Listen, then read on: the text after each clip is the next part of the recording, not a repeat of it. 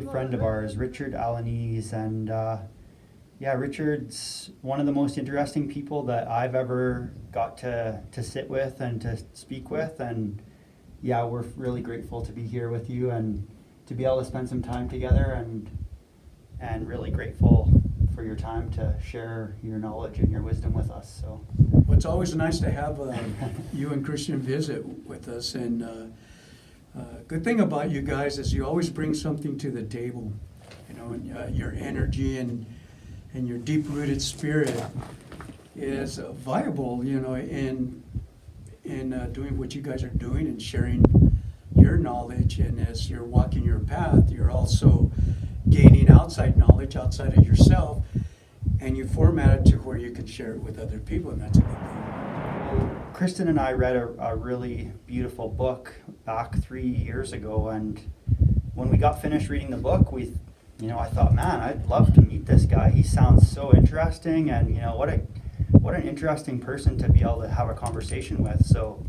I contacted Richard, and then he got back to us and said, hey, come and check me out. I'm in Las Cruces. So we did, and that was 3 years ago. We had a really nice connection with you then. It was great. Yeah. And so, the connection started through the book, and then, we've had some really nice time together. So I just want to say that I'm really grateful for the time that you've given us and for the time that we've had to share together, and it means a lot to me, and I know that it means a lot to Kristin to have this time and to have you share with us, your thoughts, and to have your book, and it's a beautiful thing.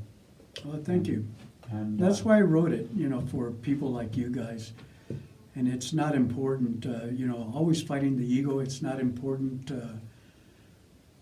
for it to be a hit. It's not important for me to be on Oprah, and make a lot of money on the book. No, there's even been times where I've taken my book out of someone's hand because they're interested in it, and I give it to them, and then they start a conversation. I go, let me see that. I go, yeah, this book is not for you, because it's a waste. I'd rather give it away. Instead of sell it to that person, I'd rather give it to someone. And I have. Well, the book is called A Shaman's Tale, Transition to Spirituality. And the reason I wrote it, and I talk about it in the prologue, is that I woke up one evening and I got this message implanted. It's a thought, not a voice or anything, but stating that I was going to write a book. And I've done a lot of things in my life, but I never considered myself an author. However, I've always learned to listen to my spirit guide. You can call it a guardian angel, whatever, but in my case, I call it a spirit guide. And the spirit guide has guided me through many aspects of my life, and I didn't really acknowledge until after I came back from Vietnam, and I had some crazy experiences there with communication with my spirit guide that, not to exaggerate, saved my life on 4 different occasions. However, in the book, I was even given the title for it, and I self-published it, and it was pretty harsh. It's in your face, pretty offensive, and the truth is offensive because a lot of people can't handle the truth. Whenever you express the truth, you're going to piss someone off. That's just a given. So I published it, and of course it was self-publishing, and I was giving more away than selling. And then this publisher, Divine Arts, found me. Michael Weiss Publishing, his subsidiary was Divine Arts, on books on spirituality. He contacted me, and we agreed that we should reformat the book and rename it. And I thought that was odd because the name was given to me by my spirit guide. However, that is over. There's always transitioning. And when we did, we cut some chapters out, and then I had to change from 9,450 words to 6,000 words. That was hard to do, to express what I wanted to get out there in fewer words. Yeah. But it worked out great, and it reads better. It's not as harsh, and sometimes it's not what you say, but how you say it. And for me, the book was not written for the masses. Money's not that important to me, and perhaps because I'm comfortable right now. So I wrote it for my grandkids because I didn't want them to fall prey to societal, what I call Belief structure or no, societal depressions. And one of them is the concept of belief. So the book is an argument against belief. And I feel personally, if we would eradicate belief in all our societies and apply to knowing is actually experiencing it, then we would be better off. Here we have various dogmatic religions and philosophies that are supposed to preach love, and it was supposed to be given us from this God or deity to guide us into a better sense of living. However, we still have genocide, wars, starvation. I mean, we have everything. So religion doesn't work. And I wrote a paper when I retired as a stuntman in the movie industry. I went back to school just for fun, and I got a degree in psychology to kind of go in tandem with my practice as a medicine person, and I trained under the Mescalero Apaches for 25 years as an apprentice. The main thing for me was to advance to knowing. How is it that we know something? How is it that I'm sitting here talking to you? well, I guess I can put my hand on your leg, or I Right. can, hear your voice. I can see your form. Mhm. I can hear you talking, Mhm. right? The sensual things, right? Mhm. I can smell your sage. There you go. 5 senses. Right. This is how you know. Mm-hmm. Now, somebody could tell you, or you could tell someone, oh yeah, I was just talking to Richard and we were in a cave and all this and this happened and all that. And they said, oh really? Yeah. Well, I believe you. You see? Right. They can't know, Sure. but they can believe you. So there's room for error there. Mhm. You could be lying. Right. Or you could be imagining that I was here. You could be under a psychoactive drug. And I appear to you. Say, no, Richard's not dead. I saw him. Yeah, right. You know, see? So there's a difference between believing and knowing. The problem is I see in society whenever you have a teacher in anything, it could be a university, it could be a yoga class, it could be a martial arts class, it could be a tennis class, golf. What happens is that you start putting value on the teacher. And you'll find this, being a student of psychology, and I already finished my tenure in that. But you'll find people that'll start dressing like their teacher. If the teacher smoked a pipe, tobacco, you'll find them smoking a pipe. If the teacher wore a tweed jacket and a bow tie, eventually they would be doing that, you see. So one of my teachers through the lineage was Bruce Lee, and his senior teacher was Guru Danino Santo. He was my teacher for 9 years. And that system in Jeet Kune Do philosophy is, no, you don't smoke the pipe, you don't put on the jacket, you design your own jacket. You don't wear my jacket. Right. So that's very important. You cannot teach a person to fight the same way. If he's 6'5" and weighs 300 pounds, a guy that's 5'8" and weighs 140 pounds, it's not the same. Right. So they can take the same class, but have they learn to design for themselves. It's the same way in knowledge.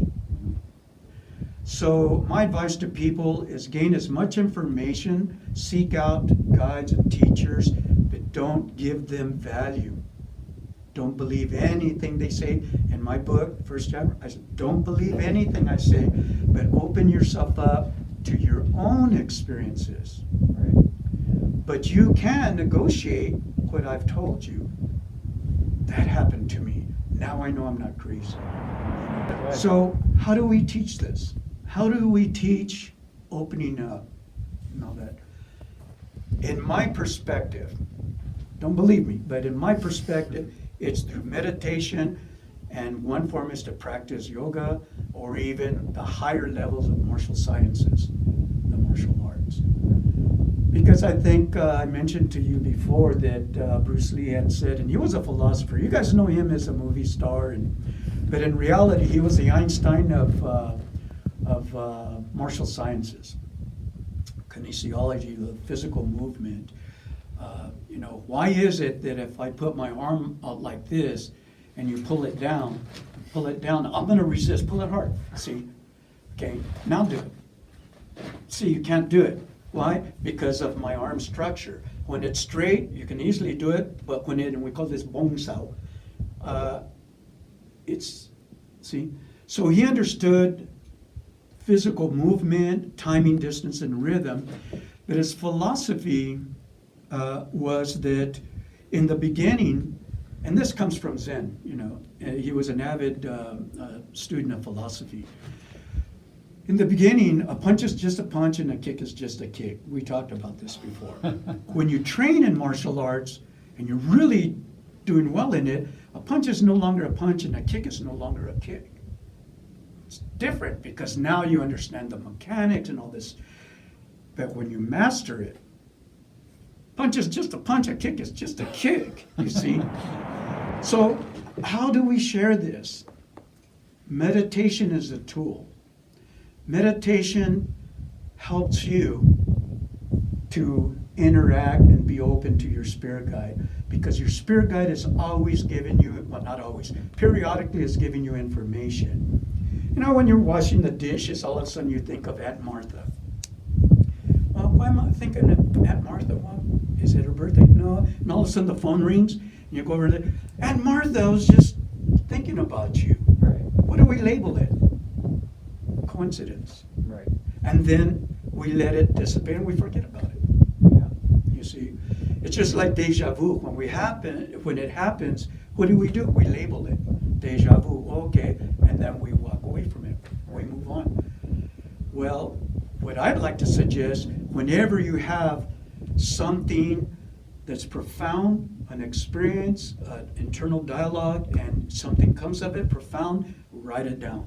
Write the date, write down what exactly happened, how you're feeling about it, during and afterwards. Mm-hmm. Document it and then put it aside and come look at it later. Right.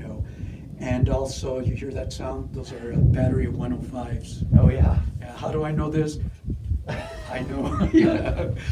Yeah. So we're right by Fort Bliss right there. They're training right behind that mountain. Sounds like thunder or like TNT or something getting set off. Yeah, those are 105 batteries. Yeah. So, and then when you practice a meditation, through the practice of meditation, then you could use that along with your practice of yoga. Now, a lot of people think that yoga is just to get healthy and to stretch and all that. Well, does stretching make you healthy? Absolutely. We do it in the martial arts, breathing control. Is that healthy for you? Absolutely. We do it in martial arts. We do something called qigong, and I developed Balik meditation and yoga, where I do a dynamic breathing exercise, channeling qi. Mm-hmm. You see, qi is really something that's important to know, and that's Chinese word. Japanese call it ki, Hawaiians call it mana, and in India they call it prana. Prana. Yeah, so different parts of the world, same thing. Right. It's got to be something. What is qi? Qi, in my definition, is internal life force energy. So whenever you see a martial artist doing something like this, that's what they're doing. They're channeling qi. See, just with your breathing. So I'm bringing it up, channeling, and out. Right. You see, and at the same time, if I was standing up, pigeon-toed, I'd be digging into the ground, collecting energy, because there's energy in the ground and all around us. And I mentioned to you before, I also practice judo. I have a black belt in judo. That when they would throw me, I would land like a feather. How's that possible?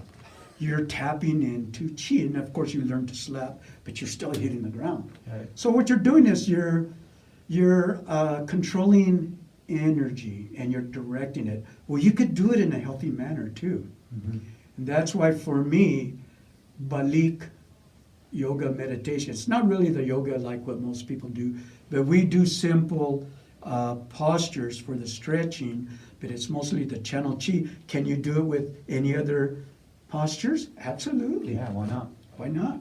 You could do passive and dynamic and something in the middle. So there's that spectrum for you to play with. Will you learn this overnight? I don't think so. It takes practice. Right.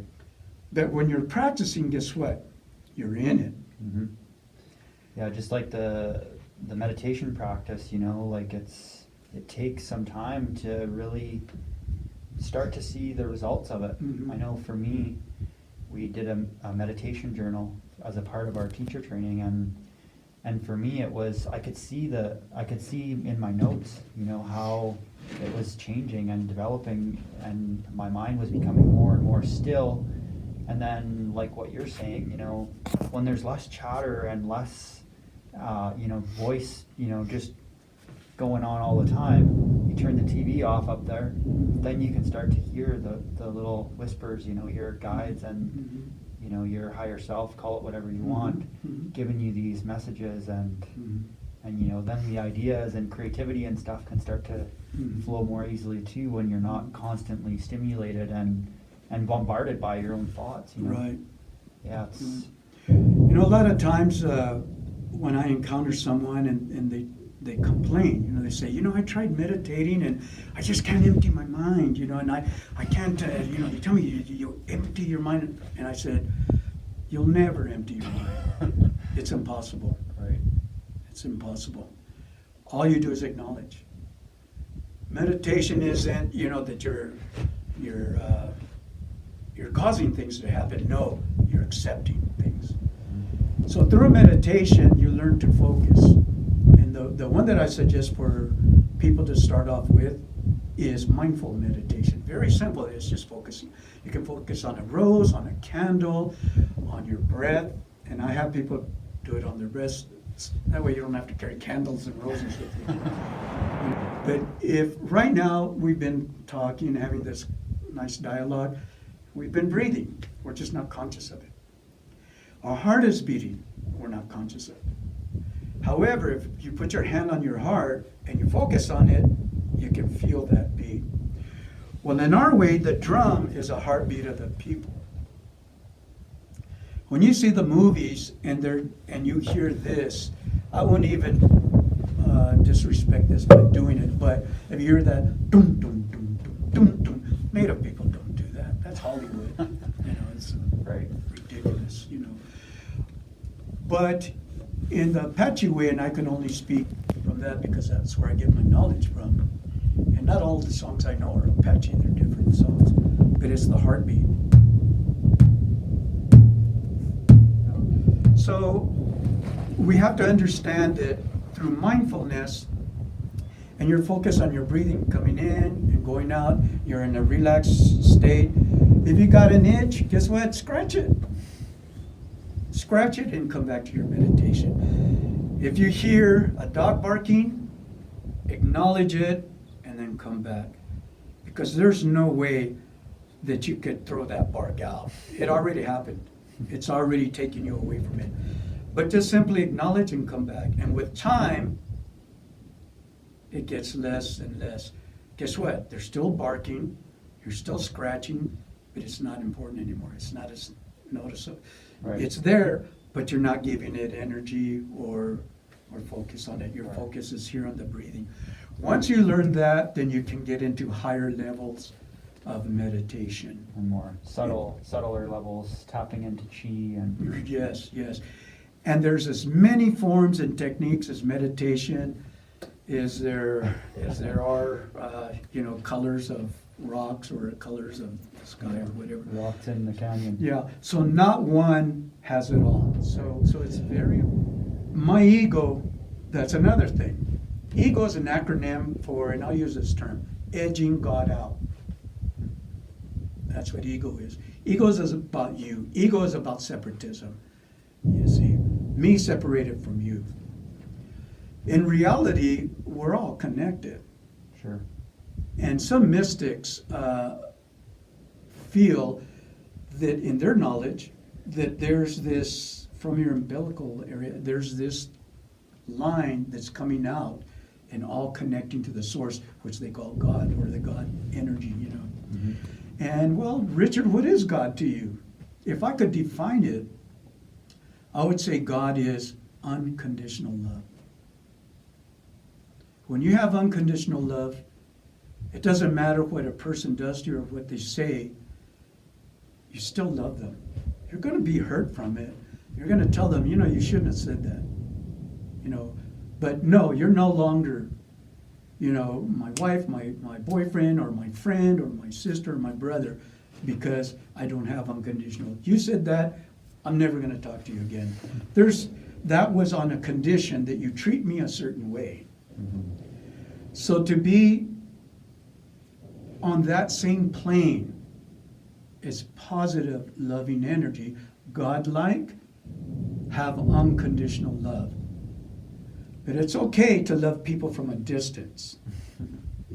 It's not okay to have people abuse you. Sure. If you're in a bad marriage, leave it. Why do you stay? Because you're fearful. Within the concept of love, there is no fear. There's only love. So, I don't believe in anything. I never use the word unless I'm talking about belief or someone else's belief. I either know through experience or I feel. So if someone argues a point, then it's up to me to accept that it's valid or invalid. If it's invalid, it's just an opinion, I let them talk and it means nothing to me. But I'm not there to convince you or to change your mind. Critical thinking is to bring all the information in the center and to step back and look at it, and then to go and look at it from that angle, and this angle. And then pick what resonates with you, Right. and experiment with it. There you go. Since we're brought up the concept of words, let's look at a major one, and that's acceptance.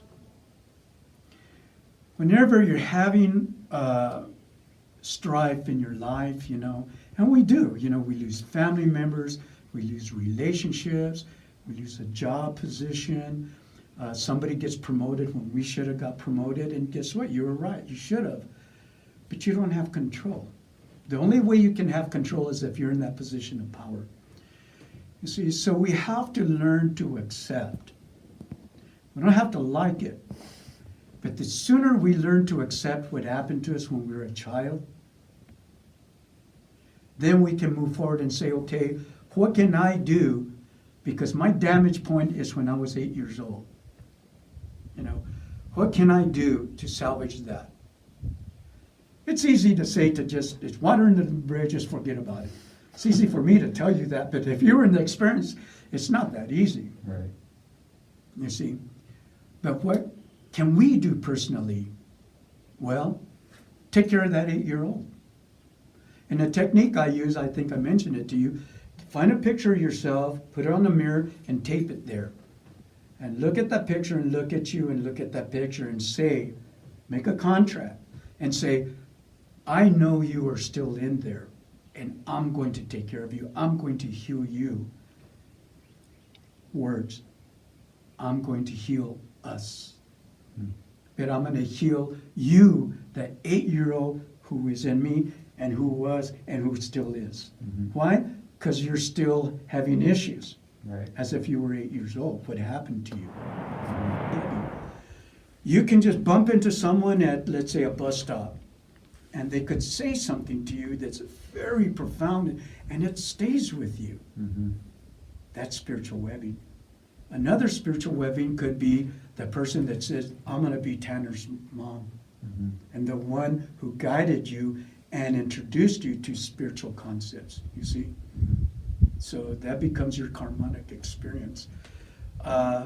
Your relationship with Kristin, that was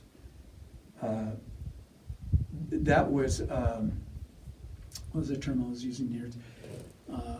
It was a divine process, but that was also something that has to do with your karmic experience, because she might have said, well, I'm going to be his love of his life and his partner.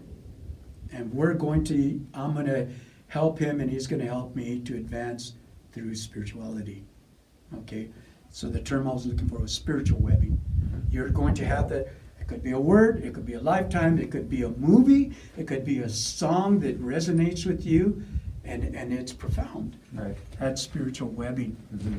And we have it all the time, we just don't pay attention to it. Right, and they're agreements that, that are preordained in some way for us to bump into that person and to, meet these people that show up in our lives. And yeah, I mean, the more present we are, the more we're paying attention, the more we realize, like, wow, there's people around me that are bumping me and trying to encourage me to get on the path that I really want. But, if you're not paying attention, then you're like, it's just a coincidence, right? Yeah. That term's used a lot, coincidence. But in my reality, there's no such thing. Yeah, I agree. There's no such thing, And, you could get really deep and talk about time, that there's no such thing as time, that all of this is not a reality, it's a manifestation, that it's part of that matrix, This book was written so my children, my grandchildren won't go to church. I tell them, your church is here. Right. Your temple's in. Your temple's in you, but you have to understand it. You can't just say, okay, and I'll just sit there and say, okay, I'm in church, now what? I'm hungry, I gotta make lunch. That's one of the biggest problems with the society that we have, is we don't have a connection to the sacred. We have no way of accessing that. We're forced to either believe or we don't know. But to me, that's one of the things that that most intrigued me probably about different First Nations cultures and teachings and things, was that was their connection with the divine. That they had these practices and things that they would do, making sacred acts toward the earth and the elements, and acknowledging, the directions and the things that, we can all look at the mountains and recognize that it's there.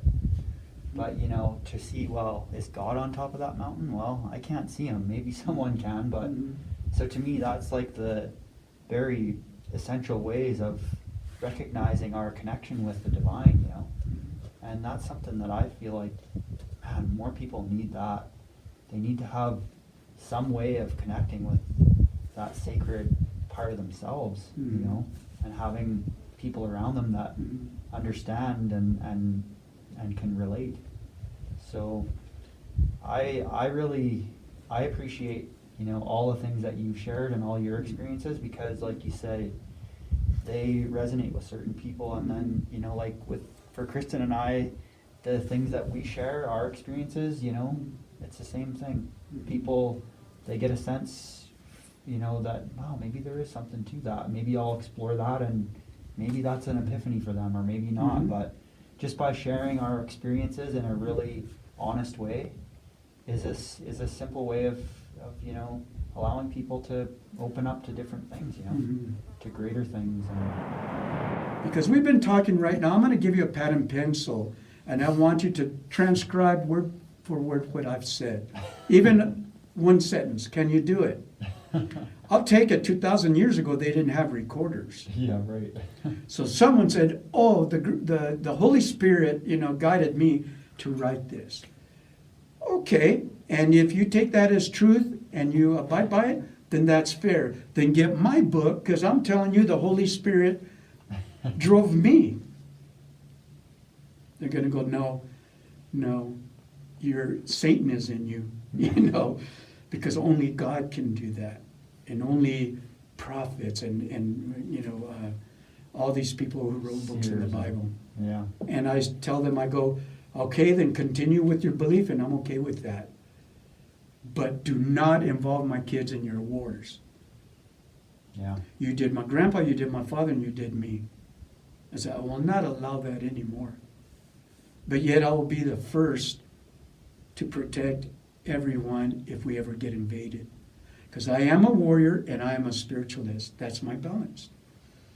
I am prepared here and I'm prepared here. I leave this alone and I go on this side. Why? It's a lot, it feels better, it's loving, it's more, look at me smile, it's happiness, Yeah. But let's talk about happiness. Happiness is short-lived, but it's constituted on something outside of you. Oh, Tanner, you make me happy. Christian, you said something that made me happy, You see that Harley? That makes me happy. Or a nice stallion that's beautiful, now that makes me happy. But that very horse, that very Harley, that very person can break my heart, it could take my leg, or make me a quadriplegic. So much for happiness. So happiness is short-lived. When it's there, enjoy it. But don't latch on to it. I'm happy, I'm sad, I'm happy, I'm sad. Because that's what happens to you. I don't know anybody that's always happy. Let's go for joy.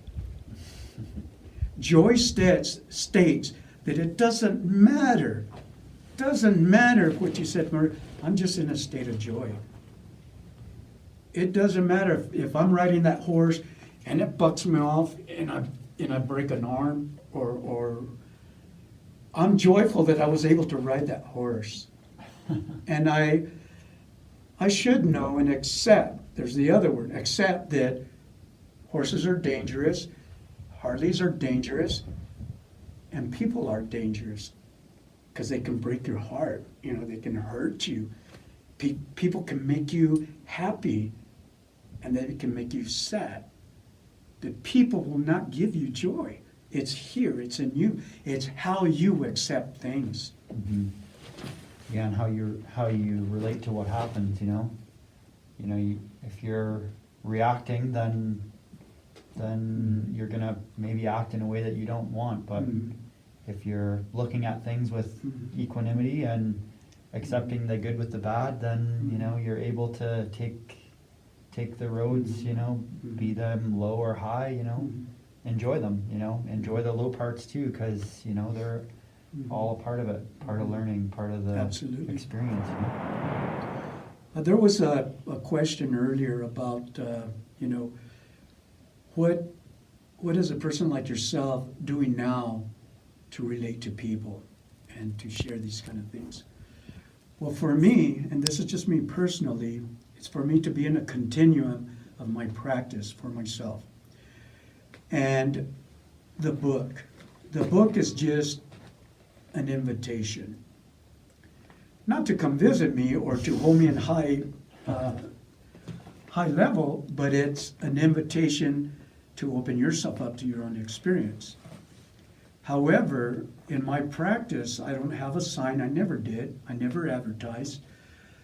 I just wait until, we'll call it the spirit world or the manifestation of the universe, to send people to me.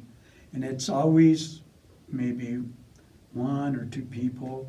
Doesn't matter. My ego it's not inflated or deflated if I have a constant flow of people. And it doesn't bother me if it's just one person a year or none at all. I'm okay with that. Mm-hmm. I am who I am. I'm here. You guys came out, and now you're bringing me to this, which is great, and it feels good. You make me smile. And it's not just because I'm talking about myself. It's about that you're on a path, and the spirit self that's within me, which is connected to the personality, is able to manifest information for you to make your own jacket and move forward. And there is a fee for what I charge, but people have to understand in the medicine way, you have to generate that. You know, and the indigenous way, it doesn't have to be money. It could be a blanket. It could be a saddle. Some people give a medicine man a horse. You know, it could be whatever. You know, Right. food. You know, It's just that exchange of energy. that exchange. But for most people, it's easier than money. Problem is, people don't know how much money to give. But it should be what the value is for you. I mean, if you're making minimum wage, you know, you need to feed yourself. You need to feed your family. But you also have to feed the medicine. You see? So you give what you can. If you're very wealthy and you're broken and all that, and you come to a medicine person or spiritualist, you should pay them accordingly to what the value. Why? Because it sustains that person so they can help others. And that's how the medicine works. Another thing is when people contact me, as soon as they make the appointment and I give them a price and they're okay with it, as soon as they come on the ranch and they walk through that gate, they're healed 80%. They're healed. And I'll tell you why. Because it's their spirit guide and my spirit guide communicating that caused them to come there. In my studio in LA, I've had people drive by, do a yo-yo and come back, a U-turn and come back and park in front of my place and not know why. And my building, it was just a small sign about this size. It had a big picture window, of course covered, and it was old Southwest style with the boards and the boards in between, really cool looking. But just simple, and I had a small sign that said Iron Blanket Spirituality. That's all it said. And that's where I used to have my hair salon, and then with time, you know, I went into just teaching spirituality, yoga, meditation, and counseling, spirit counseling, and also the martial arts. So this person, and this happened to a few people, they just sat out there for 5 or 10 minutes and something told them to go in. So they knock on the door, and I usually have it locked, right? And I open the door and they go, "Hi, how are you doing? Come on in," you know. And they go, "Can I help you?" I says, "Well, what do you do here?" And, you know, I'm not going to do the laundry list. I said, "What do you need?" I go, "I'm not sure." I said, "Come in." An hour later, I said, "Now I know why." I said, "Well, tell me about it." I said, "I had to drive around a park. I sat in front of your place for about 5-10 minutes negotiating, do I go in, do I don't?" And finally something told me. I go, "That was your spirit guide." You know, I'm proud to say that whatever people I've worked with, I've managed to point them in a certain direction. And I tell them it's not me, it's our spirit guides. So connect to your spirit guide. Right. There's always transitioning. And there's one thing that's for sure, and that's change. Change is inevitable. For sure. And you never want to stay stagnant. Right. Even if things are going great, you never want to stay stagnant. Always move forward and accept what comes, because there's always valleys and hills. But as long as it's linear and you're moving forward. So you can see that I've, you know, advanced to the pure fulcrum of life experiences. Although I'm not finished, you know, I'm not finished. There's still more, you know. So in doing so, when I retired and I got my degree, I moved over here because I knew I always wanted to move back to New Mexico. And I applied to, I was going to apply to the university here, UNM. They weren't interested in my dissertation, and I developed psycho-spiritual psychology using modern psychological principles with indigenous healing practices. So in the interim of the 25 years off and on with the Mescaleros, as an apprentice, I studied the medicine people of the Philippines. I spent 2 months over there, advanced training in the martial arts along with the medicine people. I studied and befriended people in Hawaii, their medicine people, and I found that there was a common denominator you see. So Native people here see Hawaiians as natives also. Sure. And believe it or not, their same plight is very similar. Mm-hmm. You know. So when the book idea came to me through a voice, I decided, and with the efforts of my and support of my wife, she said, "Yeah, you should write it." And I wrote it. Then that publisher found it, and we restructured it, and it formulated to a shaman's tale, which again, and reverting back to the original topic, it was an argument against belief. Also, to exchange the dynamics and the concept of good versus evil. The problem with that is you're going to put a tag on everything that's good versus evil. If you're not good to me, I'm going to slap the evil sign on you. Now that's pretty evil on my part, see? So we do that when we make war. In Vietnam, they were evil, so communism was evil. So after the loss of 58,000 young men, and 8 of them were females, and millions of Vietnamese who died, not only their military, but mostly civilians. Now we're doing business with Vietnam. Right. And I know this is a little political, but that's what we were believing at the time, you see. So we manifested this idea that they were evil and that they shouldn't be have a right to live or to advance their cultures or anything. And that's a problem with good and evil. It is evil within itself, and it's been used for generations to decimate cultures and people.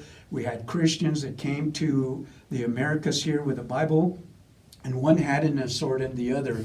And that sword was very bloody because that blood ran all the way down. It could fill a lake with all the murderous events that was supported by Christian principle and manifest destiny. So there's an argument as to how many Native people were in the U.S., but one agreement was over 10 million. And at the turn of the century, there was only 500,000. So the greatest genocide in the history of the world was here on this soil. So that's because of good and evil. My idea in the book was to change that with love versus fear. Right. You either come to me in a loving way or a fearful way, or I accept you or apply my personal analysis. Is this person loving or is he fearful? Do I feel fearful or loving from this encounter? So ever since I did that personally, I felt a lot better about many things. Yeah. I would never, accuse that person of being an evil, a bad person. It was, he lives in fear or she lives in fear. Right. What can I do to help them? Or is it better for me to just manifest an idea, plant it, and then move forward? Stay on your own path. Stay on my own path. And if whatever seed I planted, whatever word, whatever smile, whatever action, as long as it was based on love, then maybe that seed will grow within them. Because I'm not there to tell them they're right or wrong. Right. That rarely works. No, I'm not there to manifest the concept of good and evil. Right. I'm not. I'm there to identify love or fear. You see? So how do we condition ourselves? Join people with like mind, Find them. and find them. They're there. Put yourself in a position. Go to a yoga class. Go to even a think tank where people really think about certain issues and certain things. You can learn from them. Read books. But Richard, you said that, belief is something you read or something told you. Yes. However, when you read other people's experiences, don't believe it, but chew on it. Right. See what feels and what resonates with you. Like for you guys, my book, I'm sure you didn't enjoy it all, but I'm sure there was areas that resonated with you. And I'm sure you didn't agree with everything in that book, and you weren't supposed to. because you're not me. You didn't have my experiences. You know, if you're sitting there when I experienced it, then maybe you, oh, okay, yeah, I can go with that. But you're not supposed to. But the little bits and pieces that resonated with you, that's what you took. Mm-hmm. And then when you guys contacted me, and I told you, I don't allow just anybody to come and visit me. Otherwise, I'd have a lot of people knocking on my door. And I go years without people knocking on my door. That's okay. I'm a rancher. I just do. I'm with my horses, my animals, and you know my spirituality, and I live. I have a life. However, when I looked at your website and I got the induced knowledge that there's more than these people are going to just come and visit. So I invited you to come and look at what happened, you see. So as much as you think I'm giving you, you're giving me the same back. It's a circle, it's an energy. Because you're authenticating what I profess, you know. And you're loving people, and that's what I need around me. That's what we all need here. You make me feel good. You make me smile. Look at all the conversations we have. Well, I just want you to know how grateful we are to be here and to be able to share this time with you and to have your thoughts and your wisdom. So, you know, thank you so much for having us out here and for showing us this beautiful spot. It's, you know, it means a lot to us. My pleasure. And in closing, I'd like to offer, you know, your viewers that everything's possible. It's all on you. And you have two people here that can direct you and guide you. And it's just not one thing they look at. They're very eclectic, and you can choose what's good for you. And just understand that there's a light at the end of the tunnel. You just have to make the effort and make a decision and be brave. Go above and beyond. It's not going to hurt. It's only going to embetter yourself. So with that, I offer you blessings on that, with whatever decision you make. Awesome. Well, thank you for joining us. This has been a wonderful little bit of time here with our good friend Richard Alaniz. Please, we'll have a link here. You can check out his book called A Shaman's Tale. Highly recommended. It's a great read. Well, thank you all so much for joining us, and I hope you have a beautiful day, and we'll catch you next time.